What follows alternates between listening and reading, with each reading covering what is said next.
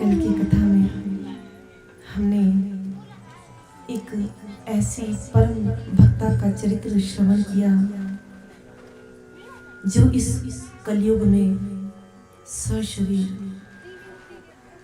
द्वारिकाधीश जी में समा गए, जिनकी जीवन में बहुत सारी परीक्षा ली गई स्वयं उनके परिजनों के द्वारा, किंतु उन परम भक्ता का विश्वास नहीं डगमगाया और अंत में उन्होंने अपने गिरधर लाल को पा लिया। आज का पहला प्रश्न बनो कि उन परम भक्ता का क्या नाम था? हाथ खड़े कीजिए। क्या नाम था उन परम भक्ता का? किनका चरित्र श्रवण किया था आपने कल? हाँ जी भैया, बहुत अच्छे। भक्तिमती श्री मीराबाई जी। एक और भक्त का चरित्र श्रवण किया था जो वैसे तो मुस्लिम थे, पठान थे, पर जब उन्होंने बिहारी जी के चित्रपट को निहारा तो प्रेम में ऐसे पागल हो गए और उनके चरणों में जब चरण पादुका नहीं दिखी तो दिल्ली से जूती खरीद कर लाए और श्रीधाम वृंदावन पहुंचकर स्वयं अपने हाथों से बिहारी जी को जूतियां पहनाई। कौन थे वो भक्त? हाथ खड़ा कीजिए। भक्त श्री रसखान जी, अर्थात ठंडा में केवल भगवान ही कथा नहीं सुन रहे हैं, भक्त भी सुन रहे हैं। बहुत बढ़िया।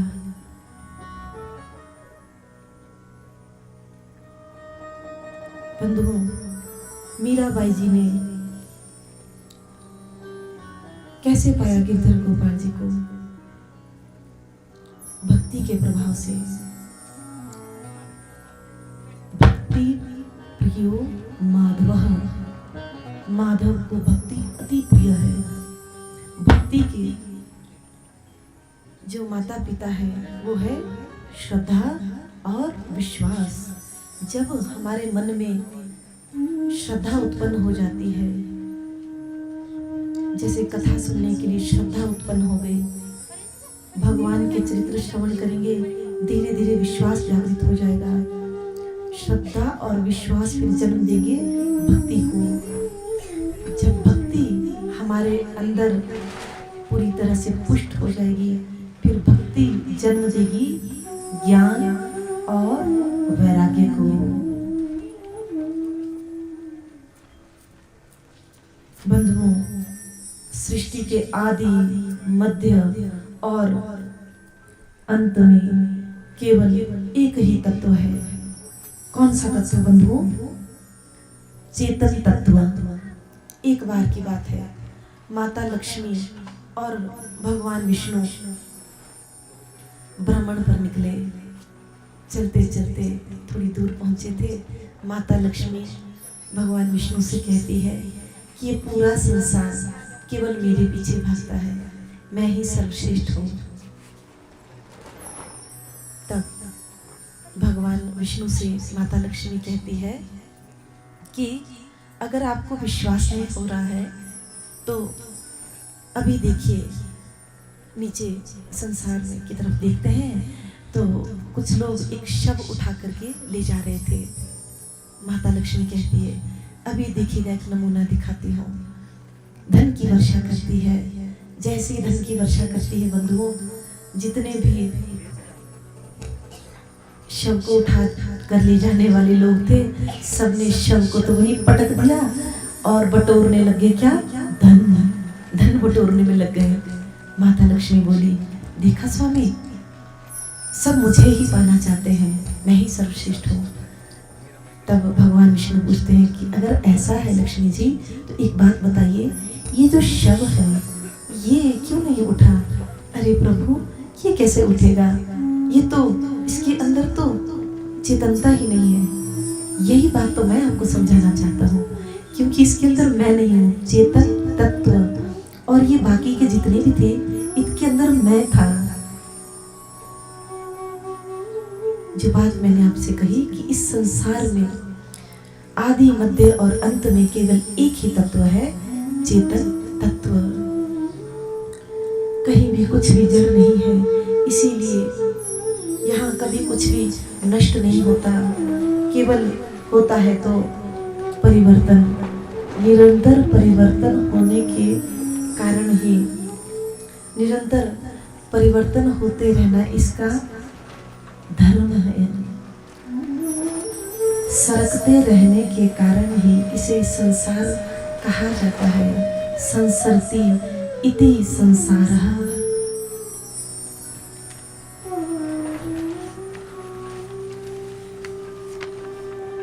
मनुष्य के मन में बस एक भाव उत्पन्न हो जाना चाहिए कि हमने केवल आपको पाना है। भगवान को पाने की तो अनेकों मार्ग है, ज्ञान मार्ग, योग मार्ग, भक्ति मार्ग। कोई संगीत से पाने की का प्रयत्न करते हैं, बस मन में एक ही लालसा हो प्रभु, चाहे संगीत द्वारा, चाहे योग द्वारा, ज्ञान द्वारा या भक्ति द्वारा, बस केवल आप ही को पाना है प्रभु।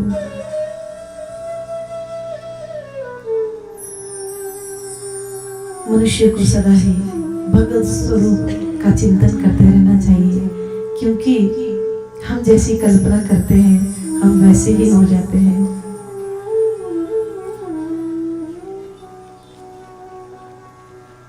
बंधुओं, संसार में जिसे देखो वही दुखी है। हम कहते भी हैं जो घर नहीं देखा केवल वही सुखी, बाकी सब दुखी दुखी। ऐसा क्यों?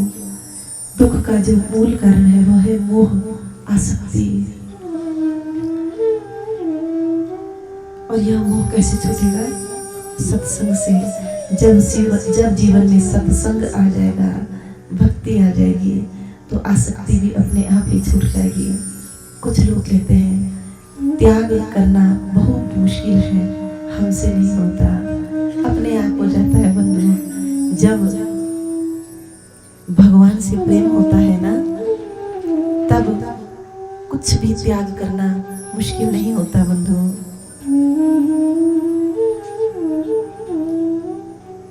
कुछ लोगों का प्रश्न होता है बंधुओं कि जो ये पापी लोग होते हैं, दुष्ट लोग होते हैं, नास्तिक लोग होते हैं, ये तो सदा ही सुखी रहते हैं, प्रसन्न रहते हैं। क्या इन्होंने केवल अच्छे ही कर्म किए हैं? और जो अच्छे लोग होते हैं, धार्मिक लोग होते हैं, सबका भला करने वाले होते हैं, वे सदा ही दुखी रहते हैं।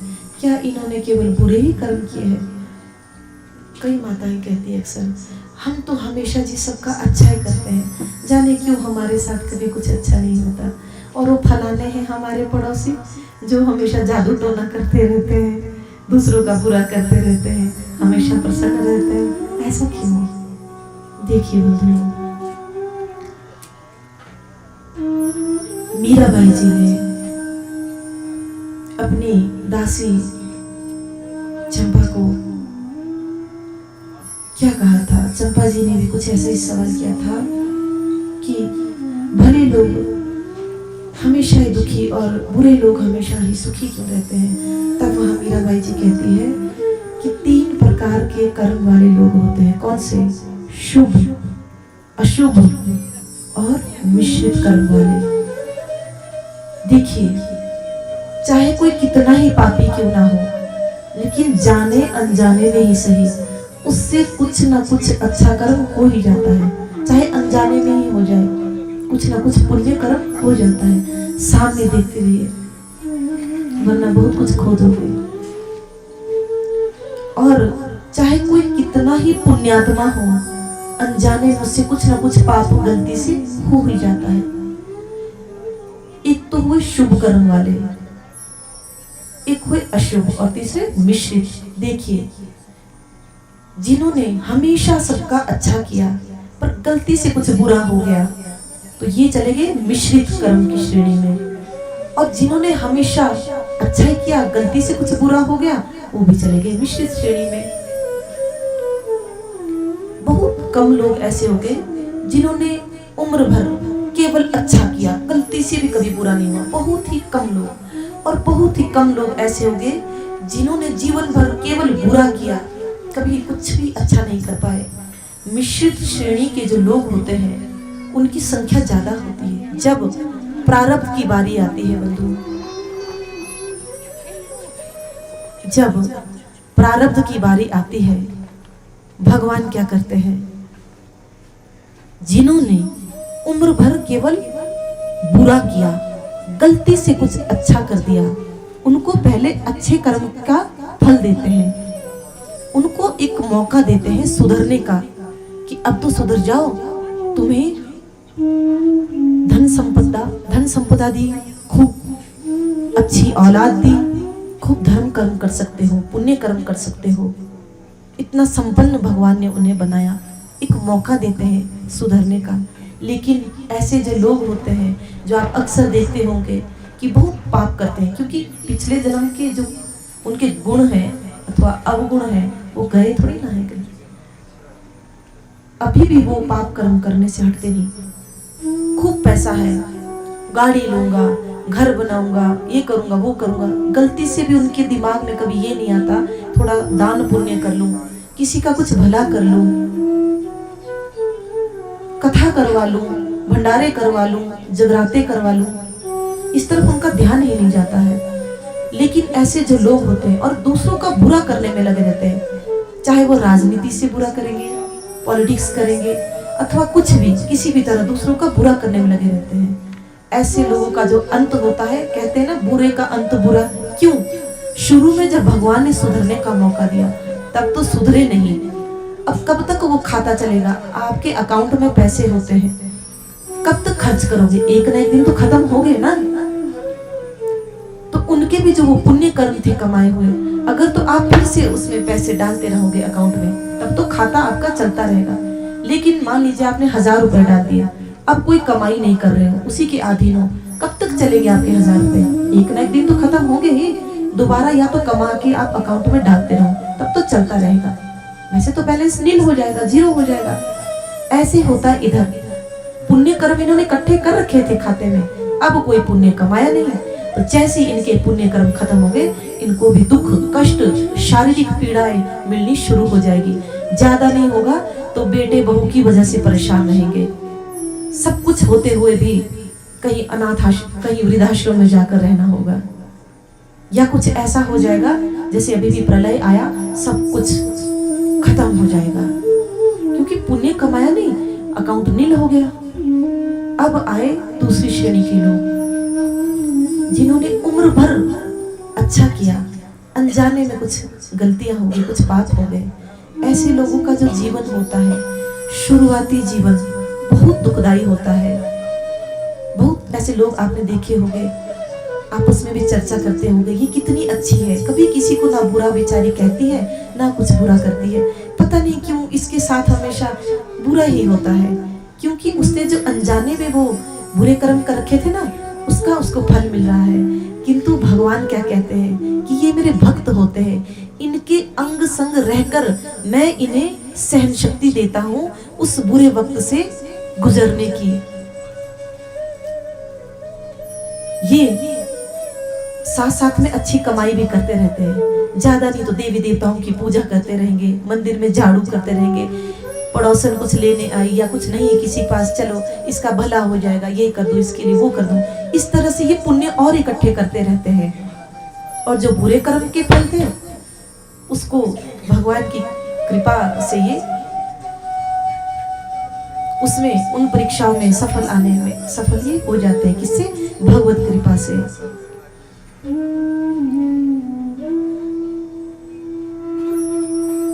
ये है उन लोगों के सवालों के जवाब। और बंधुओं, जो माताएं कहती है कि हमारे तो जी बहुत बुरे दिन चले हुए, सुखी नहीं है, या तो शारीरिक कष्ट होगा या मानसिक कष्ट होगा।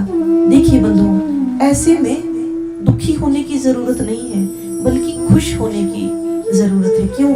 क्योंकि आप दुखी हो, किसी वजह से परेशान हो, आपको शारीरिक कष्ट है, कुछ भी किसी वजह से आप दुखी हो, इसका मतलब है आपका जो बुरे कर्मों का जो खाता है वो धीरे धीरे नील हो रहा है। तो ये खुशी की बात है ना, दुख की थोड़ी है। लेकिन आप सब अच्छा ही अच्छा हो रहा है, खूब मान सम्मान प्रतिष्ठा पा रहे हो, खूब जय जयकार हो रही है, ना धन की कमी है, सब कुछ अच्छा ही अच्छा हो रहा है जीवन में। अर्थात आपके जो पुण्य का खाता है वो धीरे धीरे धीरे धीरे खत्म हो रहा है। वहां थोड़ा चिंतित रहने की आवश्यकता है, लेकिन चिंता वहां भी नहीं करनी। क्या करना है? और कमाई करते जाना है, खाता अपना नील ही नहीं होने देना है, पुण्य और करते जाना है, करते जाना है। जीवन में हमें एक लक्ष्य बना लेना चाहिए कि पूरे दिन में चाहे एक ही काम किसी के लिए कर पाए। कहने का तात्पर्य किसी भी तरह किसी के काम आ पाए, चाहे एक ही पुण्य कमा पाए जीवन में, एक दिन में करना है जरूर। कोई भी दिन ऐसा ना जाए जिस दिन हम किसी के काम ना आ पाए।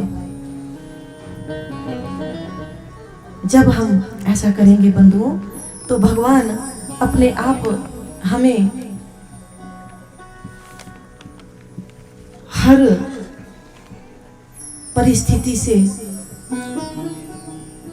हर परीक्षा में सफल होने की हिम्मत देगा। देखिए बंधुओं, जो भगवान के भक्त होते हैं वो हमेशा खुशी रहते हैं, वो हमेशा प्रसन्न रहते हैं।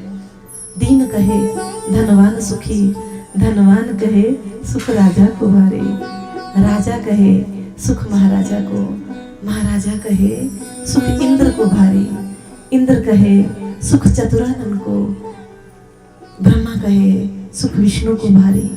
तब तुलसीदास विचार करे, क्या कहे तुलसीदास जी?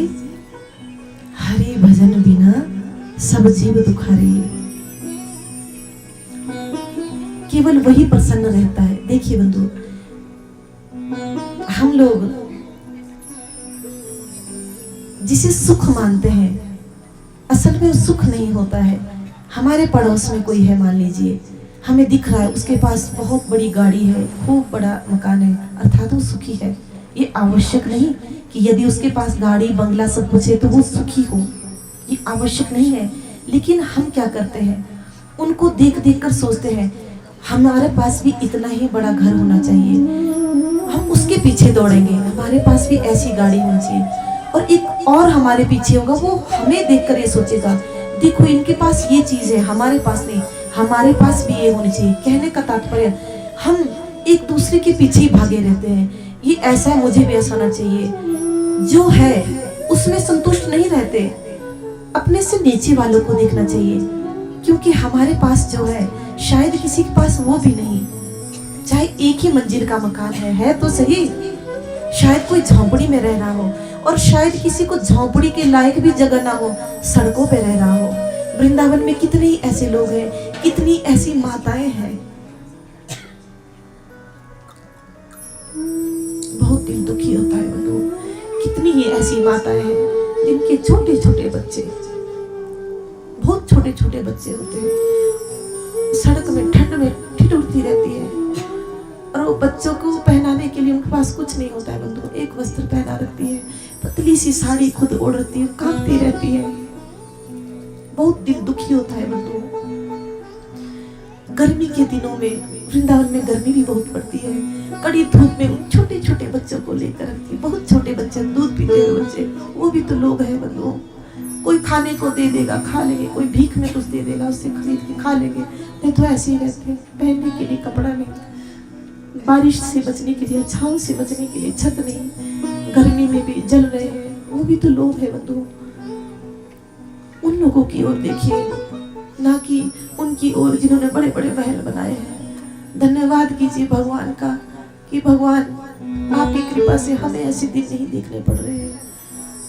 चाहे बेटियां ही है तो सही, बेटियां भी तो इंसान है, बेटा चाहिए, पोता चाहिए, इस वजह से अपना परिवार ही बर्बाद कर देते हैं। अरे वो भी तो माताएं हैं जिनकी बेटियां भी नहीं। खुशी ढूंढनी पड़ती है। हमारे पास सब कुछ होता है, फिर भी क्योंकि संतोष की कमी है ना, इसीलिए हम सुखी नहीं रह पाते हैं। बंधुओं, भगवान के दो ऐसे भक्त हुए हैं जिनके अंदर जो परम संतोषी थे,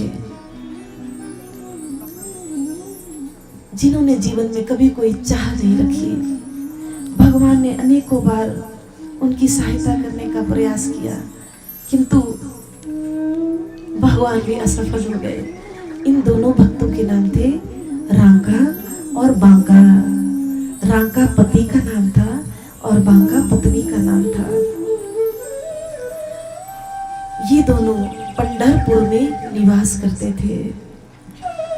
इनके हृदय में भगवान के लिए अति प्रीति थी। ये लोग प्रतिदिन जंगल में जाते, लकड़ियां बीनते, जिसको हम कहते हैं लकड़ी काटना, समीधा काटना, लकड़ी बीनते, उसको बेचते, उसको बेचने से जो भी इन्हें धन प्राप्त होता उसी से इनका जीवन निर्वाह होता था। भक्त नामदेव जी का चरित्र आप लोगों ने श्रवण किया है। भक्त नामदेव जी इनके ही पड़ोस में रहते थे, इनको देखते थे, इनकी ऐसी अवस्था देखकर बड़े दुखी होते थे।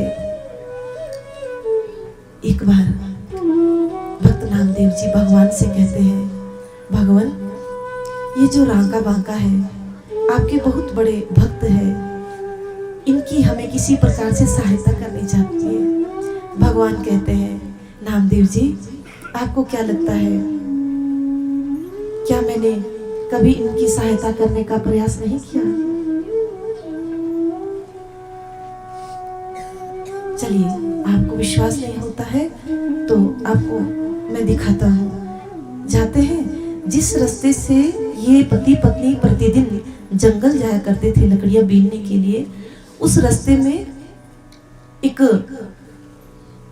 स्वर्ण मोहरों से भरी हुई थैली डाल देते हैं।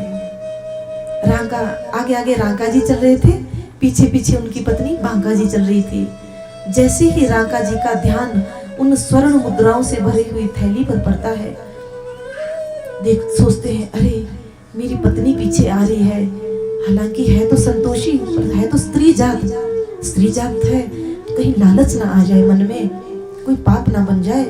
जितने में बांका जी आती है, मिट्टी खोदकर उस थैली को मिट्टी से ढक देते हैं। उतने में बांका जी आ जाती है। बांका जी का ध्यान उन पर जाता है, पूछते हैं पति से, क्या हुआ स्वामी, ये आप क्या कर रहे थे? अरे कुछ नहीं। अरे बताइए तो सही, क्या कर रहे थे? अब झूठ भी नहीं बोल पा रहे, बता देते हैं कि देखो यहाँ पर एक स्वर्ण मुद्राओं से भरी हुई थैली थी, हमें लगा कि तुम स्त्री जात हो, तुम्हारा इस पर ध्यान जाएगा, कहीं लालच ना आ जाए। बांका जी कहते हैं, यानी कि अभी तक आपको स्वर्ण का भान है, अर्थात कि सोने से क्या क्या लाभ होता है, यदि हमें स्वर्ण प्राप्त हो जाए तो क्या क्या लाभ हो सकता है, इस चीज का भान है अभी तक आपको? इस तरह से जवाब देती है। रांका जी बहुत शर्मिंदा होते हैं, कहते हैं, अरे मुझे क्षमा कर दे, लोग ठीक कहते हैं, मैं रांका अर्थात रंक का रंक ही रहूंगा, तुम बांका। भगवान तुम बांका अर्थात बड़े दिल की, मैं रंक अर्थात गरीब। भगवान कहते हैं, देखा नामदेव जी, ये कभी किसी की सहायता नहीं लेते हैं।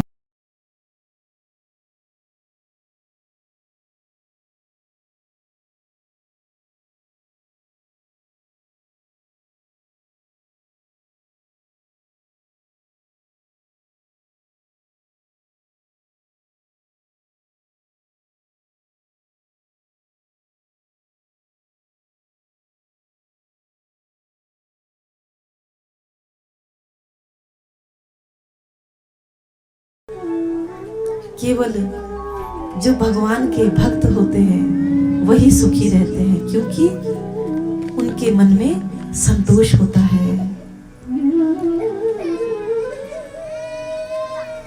भगवान श्री नामदेव जी से कहते हैं कि यदि तुम्हारे मन में इनकी सहायता की इतनी इच्छा है तो एक और प्रयास कर सकते हैं। कैसे प्रभु?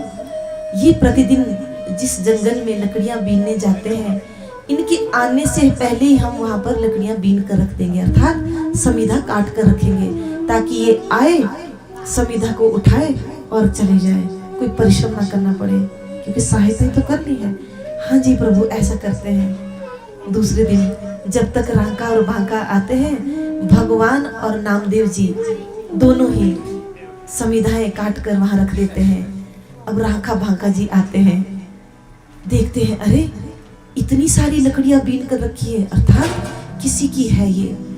हम लोग क्या करते हैं, किसी ने गांव में अक्सर ऐसा करते हैं लोग, अगर लकड़ियां काट कर सुखा कर भी कहीं रखी हो ना, तो मोटी जो समीधा होती है, चलो गौशाला से भी आए, एक समिधा खिसका ली, क्या पता लगेगा, एक ही समिधा खिसका ली, दूसरी खिसका ली। रात को सोया, थोड़ी सी उठा के ले आए, अपने रसोई घर में रख दी। चोरी कर लेते हैं समिधा की, ऐसा नहीं करना चाहिए, बहुत बड़ा पाप लगता है।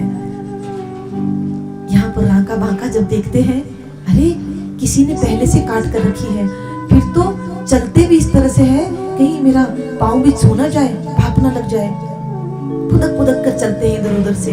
और जो भी समिधा काटने के लिए होती है वो काट कर लकड़ियां बीन कर घर ले आते हैं। घर के लिए चलने लगते हैं, उतने में नामदेव जी और प्रभु प्रकट हो जाते हैं, उनके सामने आ जाते हैं। और नामदेव जी पूरा वृतांत सुनाते हैं रांका बांका को कि किस प्रकार भगवान ने स्वयं अपने हाथों से समिधाएं काटी तुम्हारी सहायता करने के लिए। तब तो रांका जी को बड़ा क्रोध आता है, नामदेव जी को खूब फटकार लगाते हैं कि तुम कैसे भक्त हो जो भगवान को इतना कष्ट दे रहे हो। देखिए बंधु, भक्त की एक और पहचान होती है, वो कभी ये नहीं कहता है कि भगवान आइए, भगवान को कभी ये भी नहीं कहता कि आइए दर्शन दीजिए, क्योंकि भक्त को ये लगता है कि इन्हें कष्ट होगा। नहीं, भगवान आराम से बैठे रहे, कभी कुछ मांगता नहीं है कि ये दे दो वो दे दो, अर्थात भगवान को इतना सा भी कष्ट नहीं देना चाहता है। रांका भी यहाँ यही कहता है कि तुम्हें शर्म नहीं आई जब भगवान को जंगल में ले आए और लकड़ियां समिधा भी कटवाई, कैसे भक्त हो तुम। खूब फटकार लगाते हैं और प्रभु से प्रार्थना करते हैं कि प्रभु आप हमारे घर चलिए, थोड़ा सा जलपान कर लीजिए। प्रभु जाते हैं, उनके घर जाते हैं, जलपान करते हैं, भोग देते हैं, भोग पाते हैं। उसके पश्चात भगवान के पास जो पीला पटका होता है वो रांका जी को कहते हैं कि ये प्रसादी स्वरूप ले लीजिए। अरे नहीं नहीं प्रभु, मुझे नहीं चाहिए, इतना बड़ा पाप मैं नहीं कर सकता, मैं इस काबिल नहीं कि आपका वस्त्र ले लूं। तब नामदेव जी प्रार्थना करते हैं, अरे ये भगवान की इच्छा है, रख ले प्रसादी समझकर। तब वो रख लेते हैं। श्री भक्तमाल में रांका बांका जी के चरित्र में एक फकीर का वर्णन आता है। प्रियादास जी कहते हैं कि एक सिद्ध फकीर थे।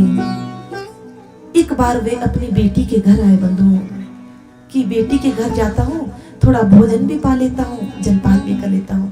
बेटी के घर जाते हैं, बेटी से कहते हैं, बेटा मुझे बहुत भूख लगी है, थोड़ा कुछ खाने को दे दो।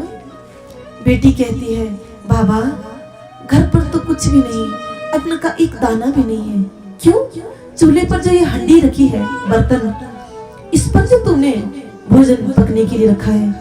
अरे नहीं बाबा, इसमें तो हंडी में तो केवल जल है, जल उबल रहा है। क्यों? जल क्यों रखा है? 3 दिन हो गए हैं बाबा, हमारे घर पर खाने के लिए कुछ नहीं। 4 छोटे छोटे बच्चे हैं, बच्चे खेल कूद कर आते हैं, कहते हैं माँ भूख लगी है। मेरे पास खिलाने के लिए कुछ नहीं होता। मैं उन्हें कहती हूँ, बेटा देखो हंडी पे चावल रखे हैं पकने के लिए, जब चावल पक जाएंगे ना तुम्हें दे दूंगी, तुम तब तक सो जाओ, जैसे ही पक जाएंगे तुम्हें उठाऊंगी और तुम्हें भोजन करवाऊंगी। 3 दिन हो गए बाबा, बच्चे भूखे हैं, तो आपको मैं क्या पवाऊं। बाबा को बड़ा दुख होता है अपनी बेटी के और दोतों के हाल देखकर। उसी समय क्या होता है बंधुओं, फकीर के पास खुदा का भेजा हुआ एक फरिश्ता आता है। फरिश्ता आज फकीर से कहता है कि खुदा ने मुझे भेजा है, कहा है कोई वरदान आप ले लीजिए। तो वो फकीर कहता है कि मुझे वरदान की आवश्यकता नहीं है, अगर वरदान देना ही चाहते हो तो मेरी प्रार्थना है मेरी बेटी को दे दो। 3 दिन से भूखी है, छोटे छोटे बच्चे हैं, चारों बच्चे भी भूखे हैं, इसे कुछ वरदान दे दो। फरिश्ता उनकी बेटी से कहता है, वरदान मांग लो, क्या चाहिए तुम्हें। उनकी बेटी भी परम संतोषी रांका बांका की तरह कहती है कि पहले जाओ और अपने खुदा से जाकर पूछो कि यदि मैं वरदान मांग लूं तो क्या खुद की जो उन्होंने कृपा दृष्टि मुझ पर अभी तक बना रखी है, आगे भी बनाए रखेंगे। फरिश्ता खुदा के पास जाकर आता है, खुदा के पास से जाकर आता है, कहता है कि खुदा कह रहे हैं कि या तो वरदान मिलेगा और या फिर मेरी कृपा, कुछ एक ले लो। अच्छा ऐसी बात है, क्या करूंगी मैं ऐसे वरदान का जिसको पाने के बाद मैं भगवान की कृपा से वंचित हो जाऊं? नहीं चाहिए हमें वरदान। ऐसी परम संतोषी थी ये महिला। ऐसे ही हमारे राका बांका जी थे। यहाँ पर प्रियादास जी एक पद गा रहे हैं।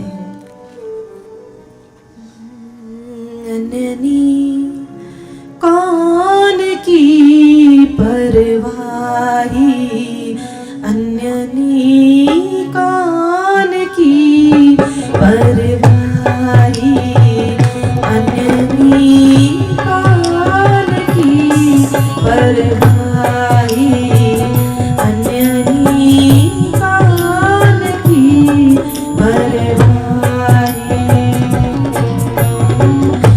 अन्यनी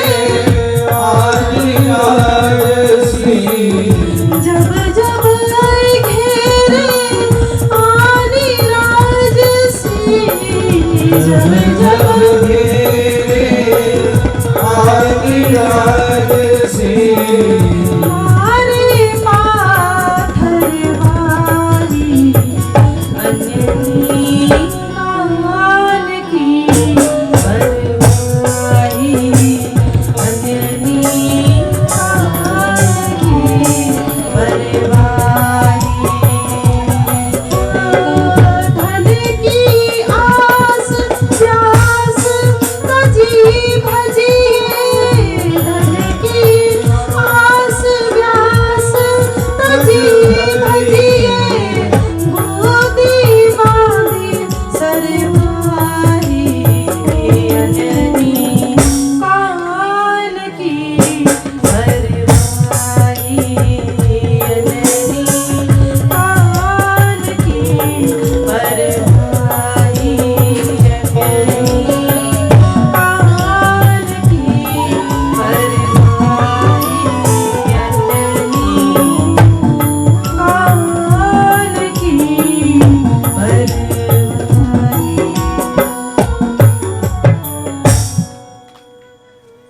तब भगवान और श्री नामदेव जी द्वारा आग्रह करने पर रांका बांका जी भगवान का पीला पीतांबर वस्त्र के तौर पर ले लेते हैं। श्री रांका बांका जी 101 वर्ष पूर्व करने के पश्चात इस धरा धाम को छोड़कर भगवान के गोलोक धाम पधारे। बोलिए भक्त श्री रांका बांका जी की। देखिए बंधु, भगवान को